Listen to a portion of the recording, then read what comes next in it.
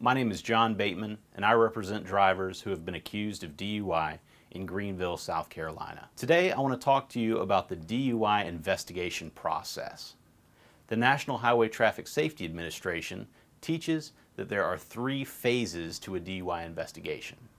Phase 1 is the vehicle in motion phase, and during phase 1, what's happened is a law enforcement officer is driving down the street and something has drawn that law enforcement officer's attention to a vehicle driving down the road. It might be a traffic violation, or it might not be a traffic violation, but maybe weaving within the lane, something that makes the officer think that perhaps that there's an impaired driver. During that phase 1, that vehicle in motion phase, the officer is making a decision. Do I pull this driver over, or do I allow them to continue on their way? If the officer pulls the driver over, then that begins phase 2 of the DUI investigation process, and that's the personal contact phase. During the personal contact phase, the officer is approaching the vehicle and talking with the driver, asking for things like license and registration, but they're also using their senses of sight, sense of hearing, sense of smell to collect evidence that would suggest that the driver is impaired.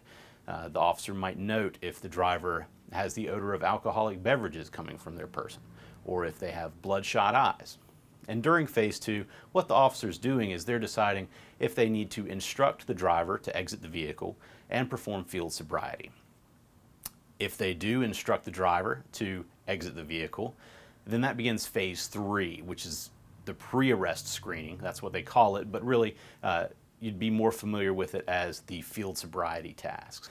And during that period of time, what's happening is the law enforcement officer is instructing the driver to perform horizontal gaze nystagmus, the walk and turn, and the one-leg stand. At that point, the officer is determining whether to arrest that individual for the crime of DUI.